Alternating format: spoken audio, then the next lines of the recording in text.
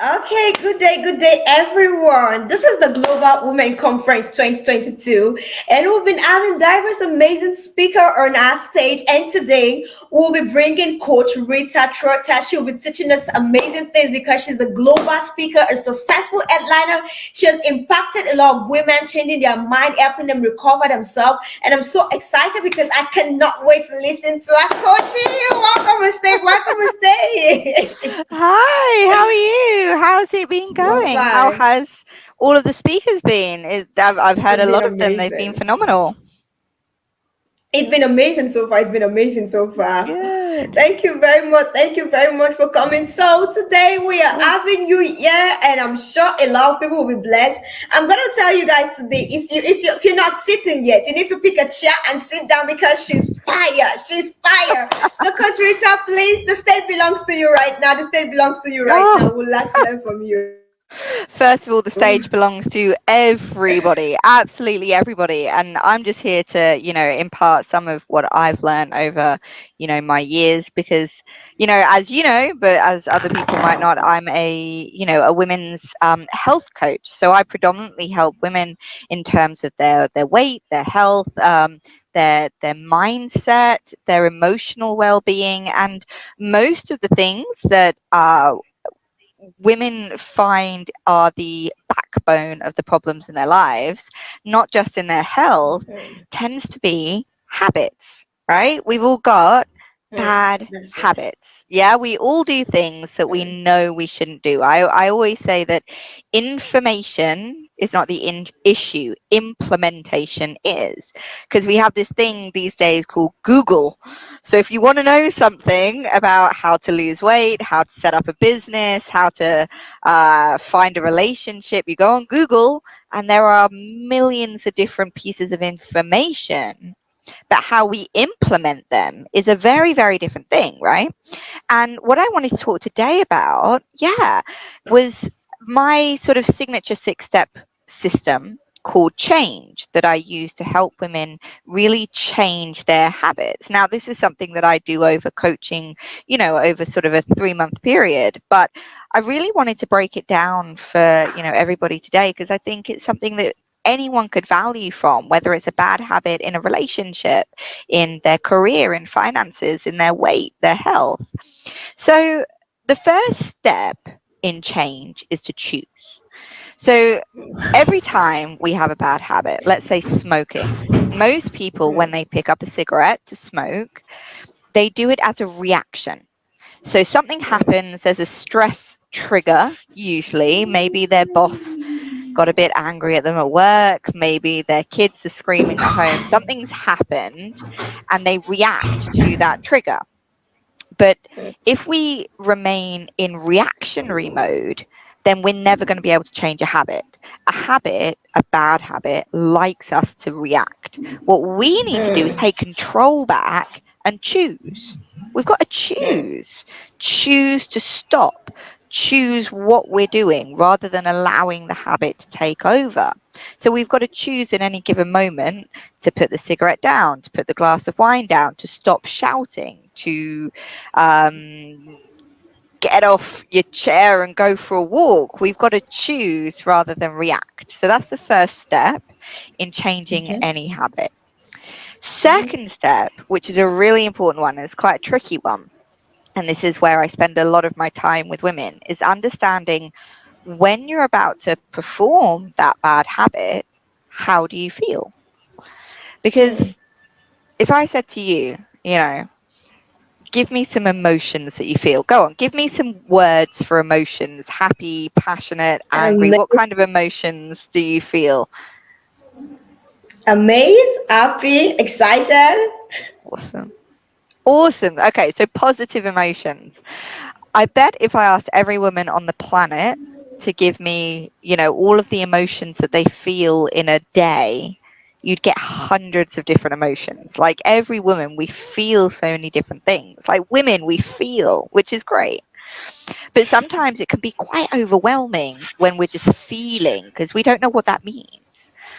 And actually, most habits in life can be sort of attributed to a feeling, and most feelings in life could be put into about 6 different categories.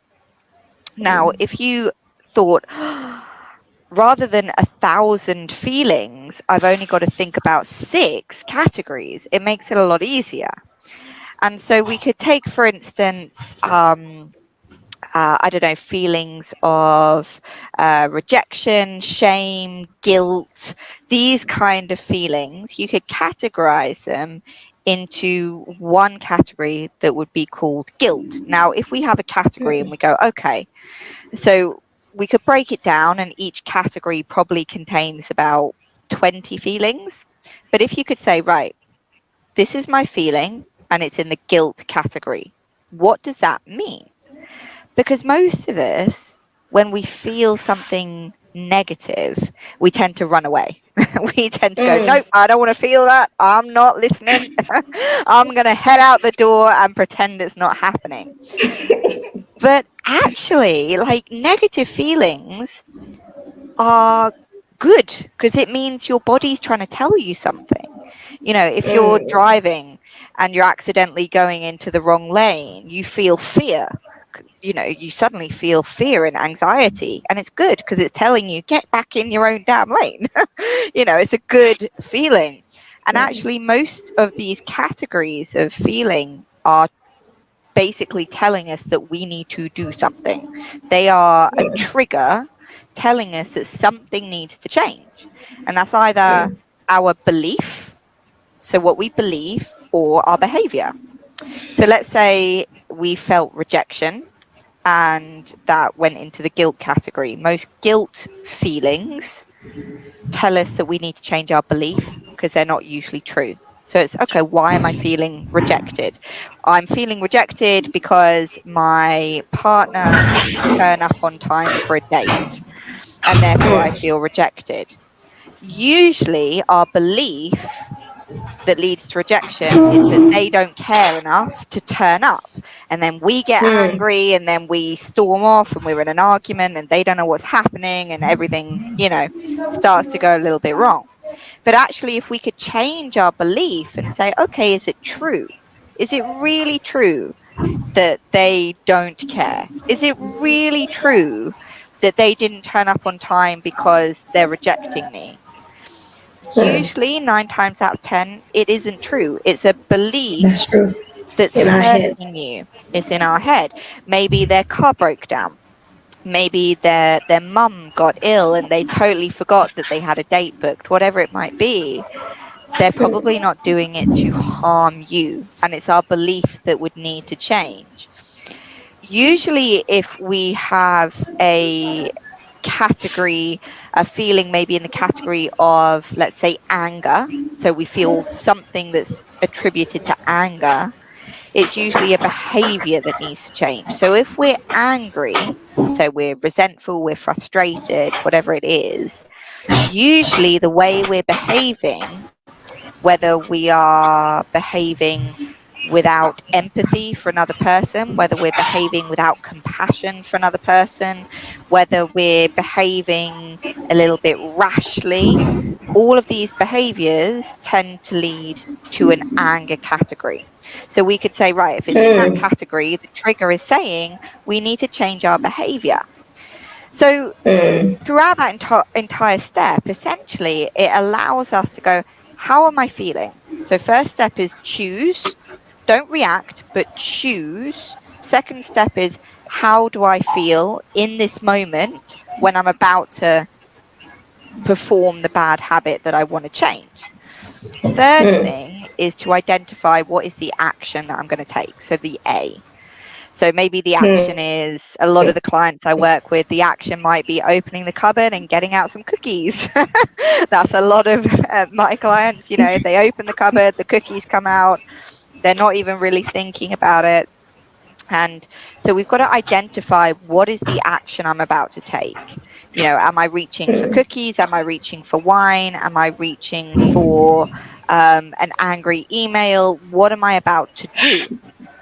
To do. And then exactly. So we need to understand what action we're about to take that's to do with the bad habit. So maybe the bad habit is we overeat and the action is I'm about to order a takeaway, or the action is I'm about to eat 12,000 cookies, or the action is I'm about to get in my car and drive for an hour to go and get some donuts. Whatever it is, we've got to understand the action.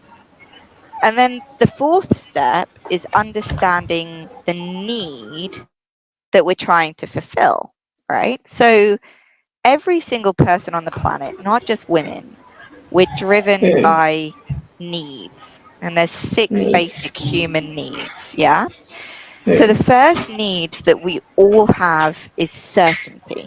We all need Mm. certainty in our lives. Have you ever had that kind of feeling where you're waiting for something and you're not sure if it's going to happen or Sure. work out, and you just feel a bit, it's hard to concentrate on anything? Have you ever had that? That's true. That's true. That's Yeah. true. Yeah, I've exactly. experienced that diversely. Okay, so you felt that as well. So, sometimes it's whether you're setting up an event, whether it's, someone that you love is ill, whether you're waiting to hear about a job that you applied for, whatever it is, when you're uncertain about an outcome, you feel unsafe. Yeah. And when we Mm. feel unsafe, it's really hard to make good decisions about anything else in our life. So, the one main human need that everyone searches for is certainty. And then the second one, oddly, because, the universe likes to play games with us, the second one is creativity, is Mm. change. Not only do we like to be certain in everything, but we like to change things up. So when we get Things. That's too true. certain, yeah, like maybe in a relationship, there might be people who before that they got in the relationship, they were desperate to be in a relationship. They thought it would be the best thing ever. Yeah. And then 10 years down the line, they're like, oh, I'm a bit bored. Oh. Yeah, that kind of feeling. I'm sure every woman has felt something Felt like that way, that. Yeah. definitely. And what happens is it's because we fulfilled the first need of certainty, but not the second need of change, of variety, of creativity. So Pretty when we get good. too certain, we then start to search for new means and new methods of creativity. And sometimes we can perform really bad habits when we're trying to fulfill that need. People who would say, I would never cheat on my husband, suddenly, when the They opportunity started to. presents itself, they go ahead. Yeah. Because they're trying to fulfill this need that they're not fulfilling elsewhere. And then the third sort of human need that we all have is for something sort of called significance, where we're basically looking to be valued. So we're looking to feel that we are in some way important. You know, have you ever had, I don't know, a friend who you were so important in her life, and then maybe she got married and she had children, and then you felt less important in her life? And it's quite a difficult thing to feel. So we all need to feel significant, whether it's through business, whether it's through relationships, whatever it might be. We have to fulfill that need, and we'll look for any way to do that. The fourth one is connection. We all have to feel connected to each other, to ourselves. If you have faith, to God, we all search for connection to other human beings. That is one of the most important needs that anyone has to fulfill. And then we look for contribution. We all want to contribute to the world. We want to give. We want to make the world a better place. We want to, if we are doing well in our life, we all need to feel that we're contributing to other people's lives as well. And then the last one is really growth. We're all looking to grow. We're all looking to grow in terms of our learning, our education, our business, our relationship, growth in our hobbies, our passions. We're all looking to grow, right? So when we're looking to change a habit, we need to understand what need we're trying to fulfill.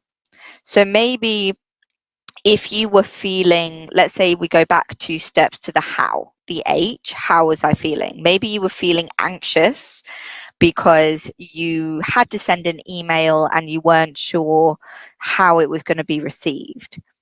Because you were feeling anxious about how somebody else might react to that email, you're looking to fulfill a need of certainty in that moment. So you were feeling sort of nervous and anxious and not so sure. So you're then probably, when we come to the need, looking to feel certain. And guess what? Eating a bunch of chocolate, you're certain it's going to make you feel good. Drinking a bottle of wine, you're certain it's going to distract you. Whether it's picking up a cigarette, you're certain it's going to relax you. So maybe you're looking for certainty. It might be that you're in the middle, the how you were feeling was bored.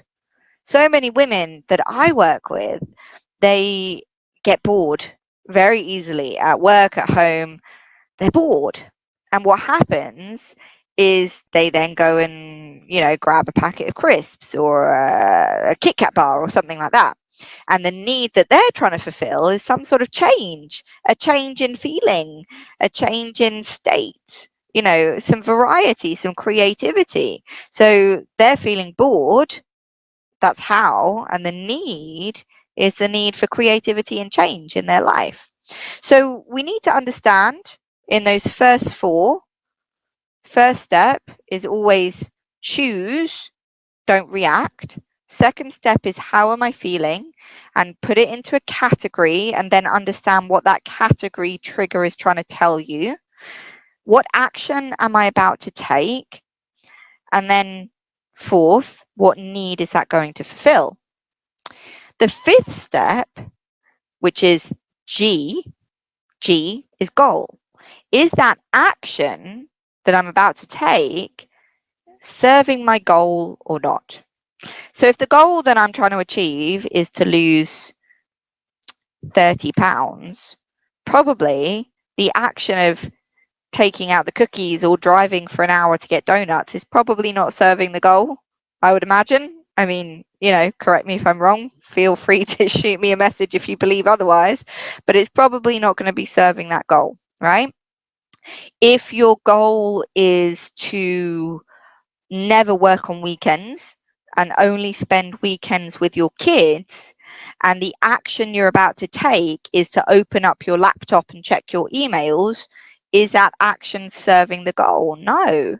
This isn't just about weight and health. This could be applied to everything. If your goal is to have a loving and honest and open communication in your relationship, and the action you're about to take is to I don't know, go straight to bed angry and not tell your other half why, it's not serving that goal.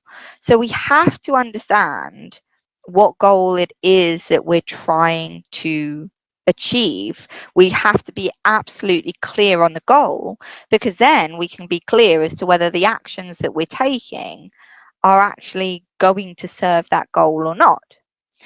And then the last step, the sixth step, is an empowering alternative, the E.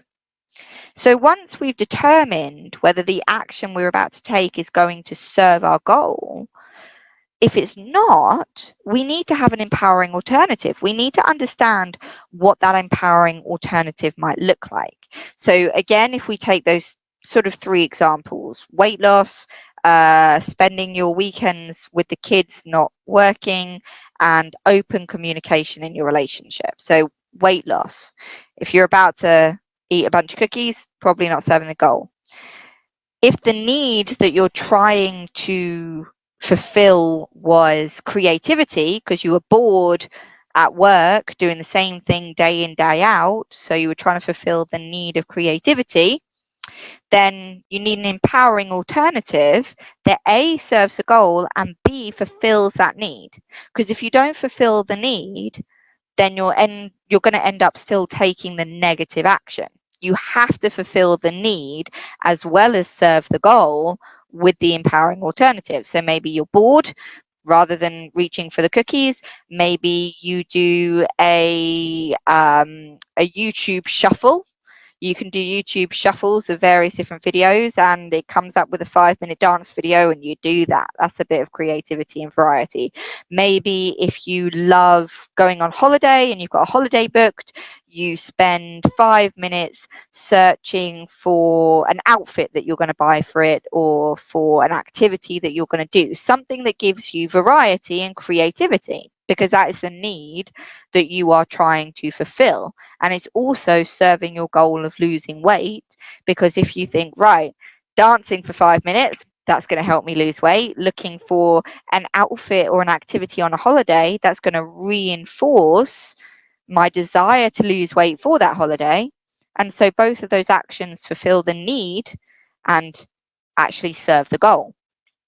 If the goal, like we said, was to spend weekends with the kids not working, then maybe you're opening up the laptop on a Saturday. That action, well, what was the need the action was fulfilling? It was probably certainty. There was probably something in you going, oh my goodness, I've sent these emails, I haven't heard back, I've now got to wait till Monday to find out what the response was, I'm really nervous, I'm anxious, I need to know, I need to feel certain that this is taken care of. And so you open the laptop, so you're looking for certainty. So if we're looking for certainty, then what we want to do is find an empowering alternative that achieves that. So maybe it's feeling certain that we're doing a great job as being a mother, right? So we go and actually say, okay, I'm going to go and ask my children what they want to do with me today, and I'm going to spend the day actually with them and allowing them to flourish. And then I can be certain that I have done my utmost as a mother. So, as a whole, 6 steps of change. The 6 steps to change any bad habit: choose, don't react. How am I feeling? Put it into a category and understand what that category is trying to tell you. What action am I taking? So, what am I actually about to do? What need am I fulfilling of the 6 basic human needs? Which need am I fulfilling? Is that going to serve my goal? If my goal is to lose 30 pounds and I'm about to order a takeaway, probably not. And if it's not, what's an empowering alternative that serves my goal and fulfills my need? So those are sort of the 6 steps that if everyone could just take them to heart and employ them, then you're going to have control over your bad habits. Like, nothing's going to stop you. You're going to be able to smash through any limitation you feel you have, because they're going to lead you wherever you need to, and you can apply them across the board. So, that's why I get quite passionate about it, because it really works. It really helps if everyone could just sort of start to try and implement those steps. So I'm hoping that's helped some women out there, and hopefully there's a few people at home scribbling all of that down. But obviously, if anyone needs any further help, we're doing a sort of mentorship kind of program through this. So please just reach out, or reach out to Rejoice and come to me. But I'm more than happy to talk to anyone and help them through those 6 steps if they feel that there's something specific that they want to change. I'm always open to sharing my time with other women and helping them grow. Thank you very much, Phenomenal Queen. I'm really grateful. But there's something I really want to ask. There's something I want Yeah. to ask before you go. In the area of character, like character, a lot of people, when you tell them, okay, this thing you're doing is wrong, they're like, that's just the way I am, that's just the way I am, you have to accept me. How do we deal with people like that?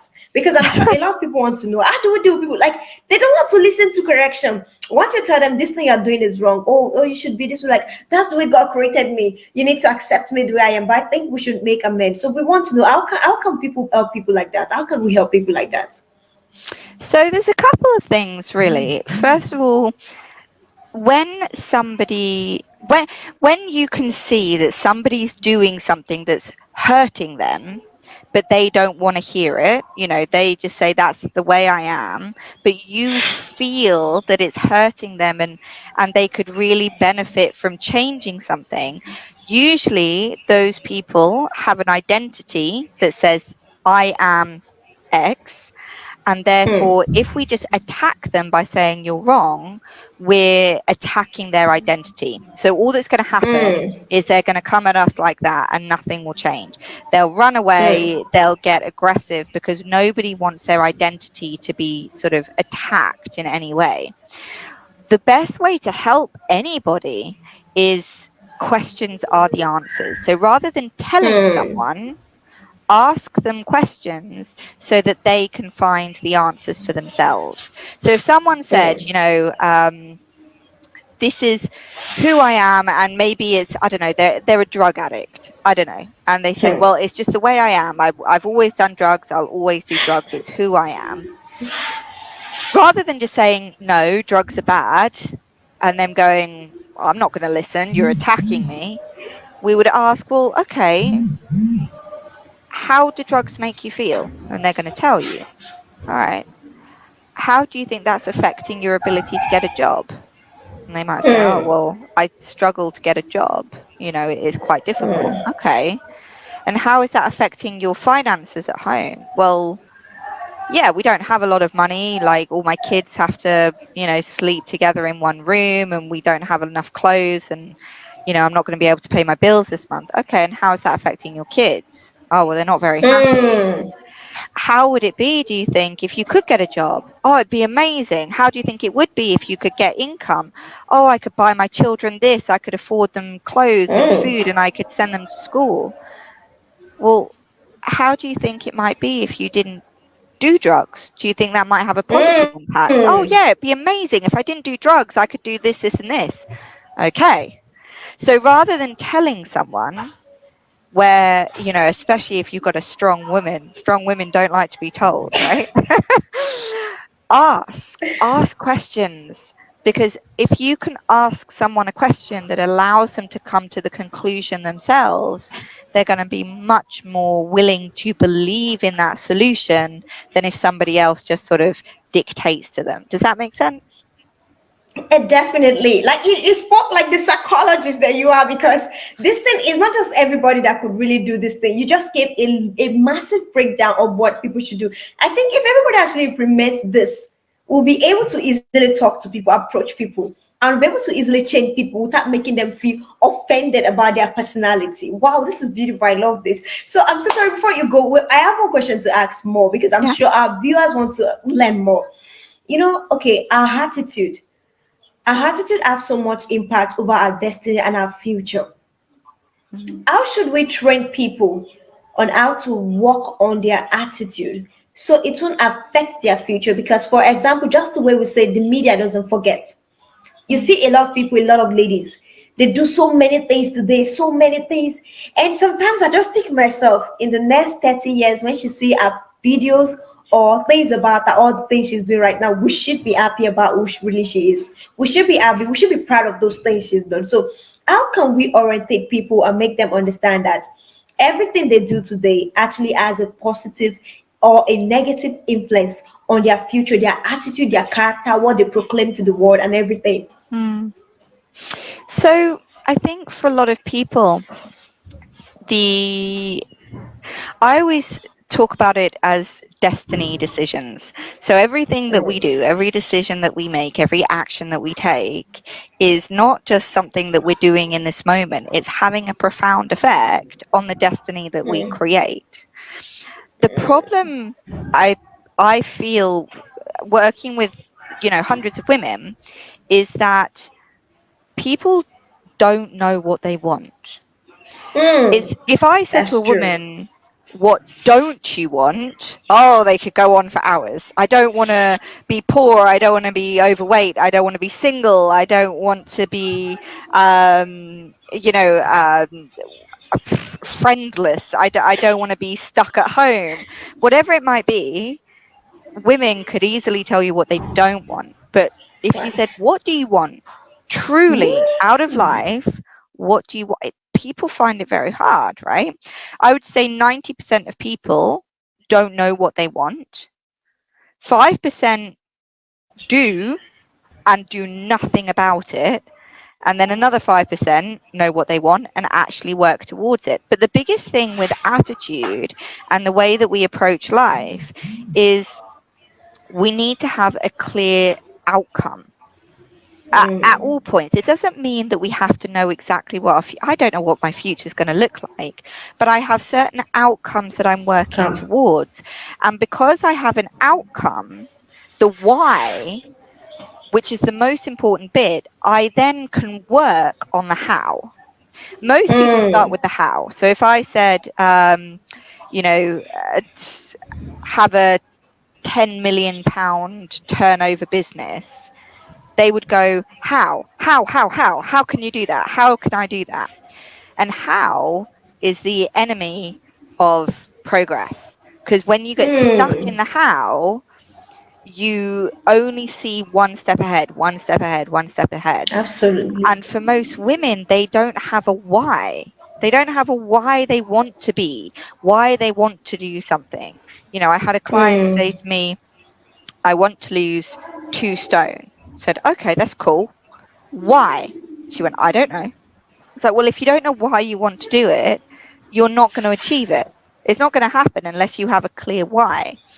So Mm. for most people, their attitude is determined by 2 things. That's it. 2 things in life. One is what we focus on. So right now, Mm.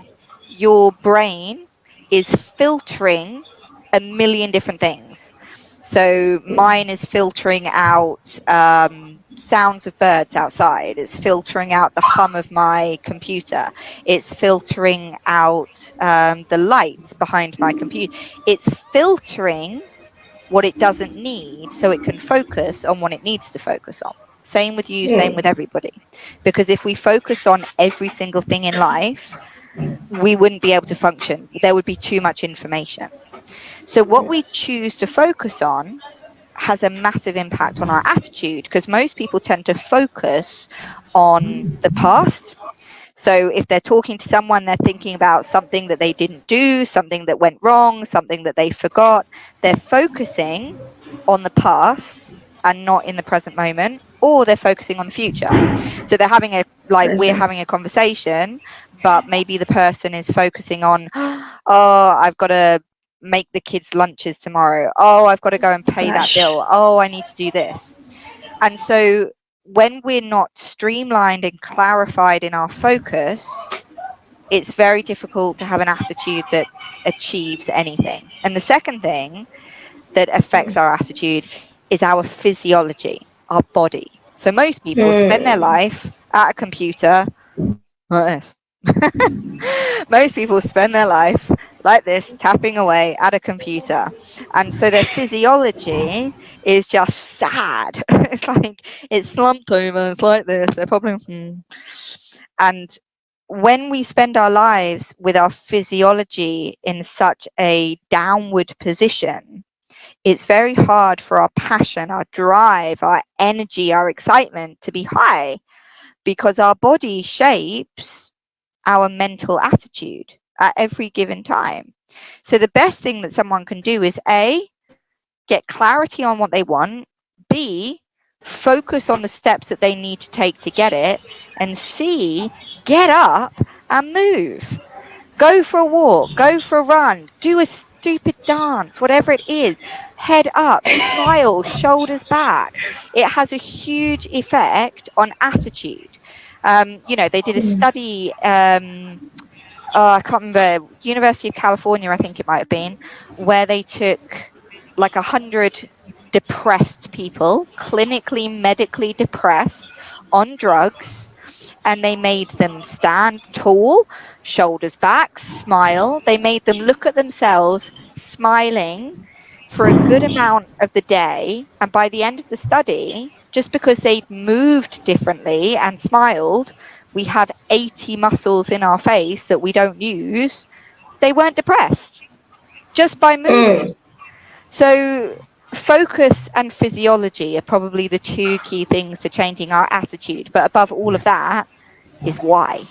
Why do you want to change? Mm. Why do you Why do you want? want to change? So, yeah. Wow. Wow, wow. I'm so blessed because I heard I had massive impact. I was able to understand, okay, how to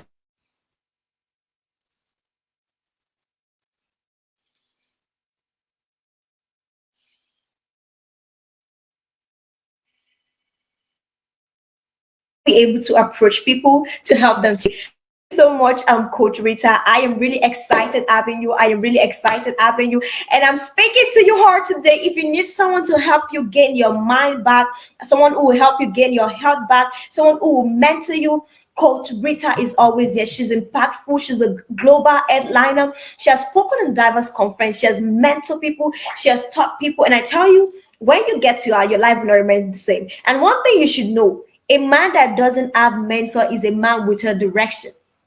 And our world is so much filled with a lot of mentors. You see them on TV, but I tell you, they don't really have much to impact you with. You need to go meet people who are practical, people who will be there to direct you, teach you, and I tell you, your life will not remain the same. So, Coach Rita Izzy, I'm super happy having you today. Thank you very much. I am Of blessed, course. and we love you. We love you. We love you. I'm coming for coaching season.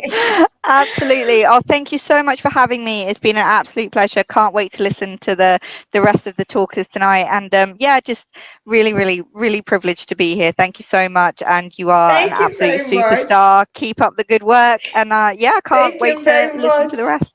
All right. Thank you very much. Bye bye. Bye. Bye.